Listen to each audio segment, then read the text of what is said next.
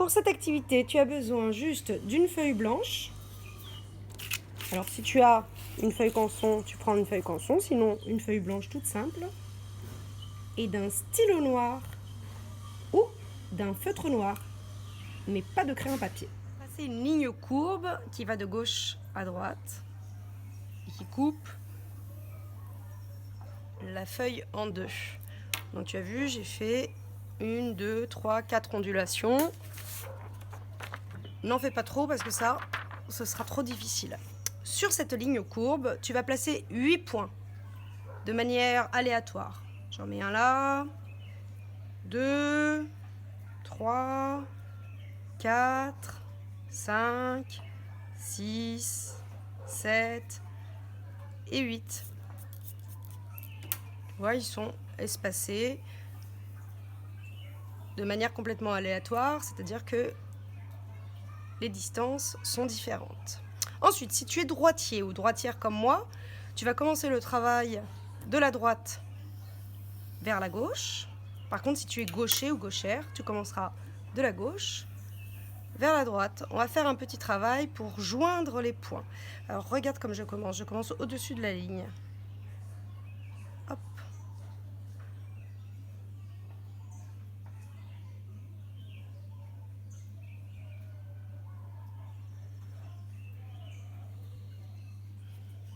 Voilà, j'ai pas de repère ni sur le bord droit ni sur le bord gauche. Tu choisis où tu pars et où tu arrives. Une fois que tu as fait cette première ligne courbe, hop, en voici une autre par-dessus.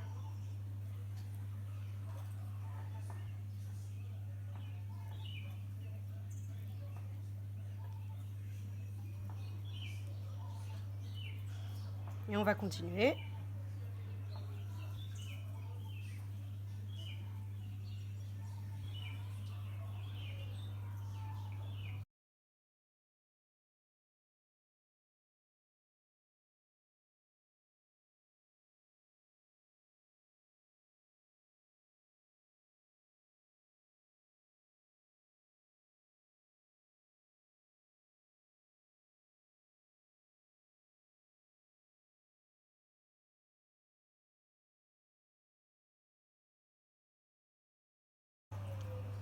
Alors maintenant que tu as rempli toute la partie supérieure de la feuille, on va faire la même chose, mais sur la partie inférieure.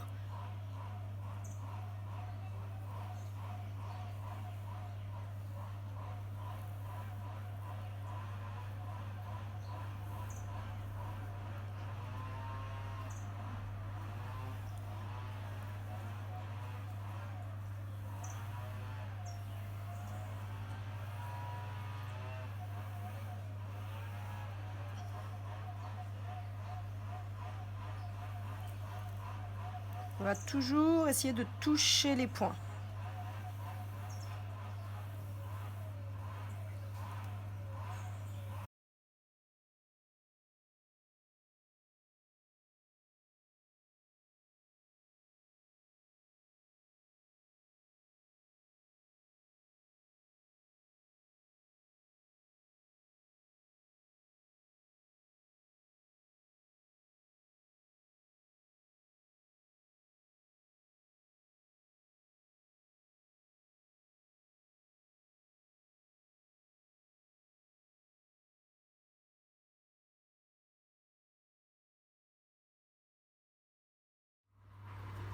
Alors maintenant, on va passer au coloriage. Pour ça, tu peux utiliser, si tu en as, des crayons de couleur. Si tu n'en as pas, des stylos, mais pas de feutre, ça ne marchera pas.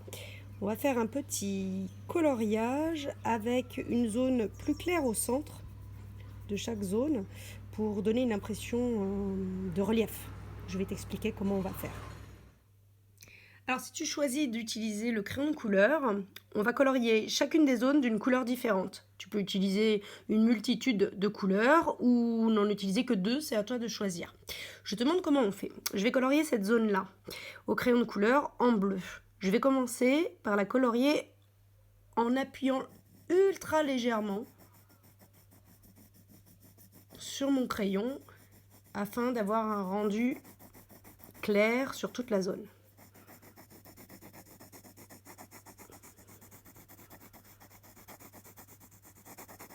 lorsque j'ai colorié l'ensemble de la zone, je vais foncer les extrémités en appuyant plus fort avec mon crayon.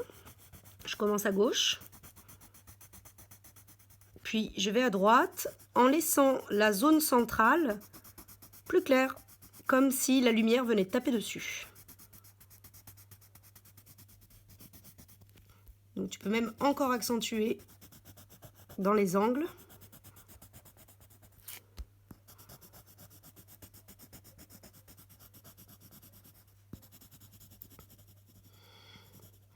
Voilà, après tu changes de couleur dans chaque zone. Si tu n'as pas de crayon de couleur, tu peux travailler avec un stylo. C'est un peu plus technique, mais je te montre. Pour colorier avec un stylo, en fait, on travaille en faisant des hachures. Donc des traits dans un sens.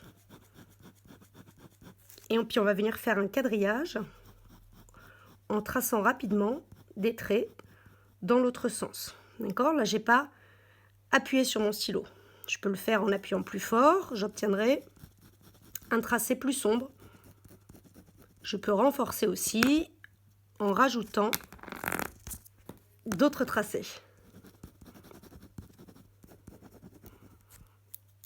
Donc, si tu pars sur le crayon, je te montre, sur le stylo, pardon. Voici ce que ça donne au stylo noir.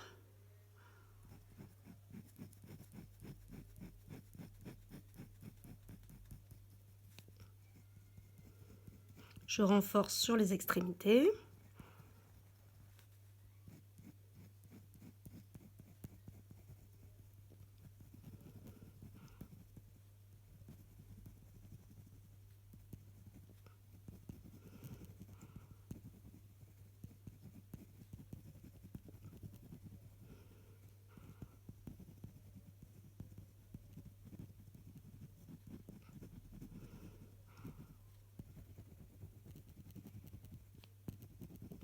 Et voilà, le résultat est très intéressant aussi. C'est un petit peu plus technique, mais c'est très chouette. Donc tu peux utiliser tous les stylos que tu as en ta possession.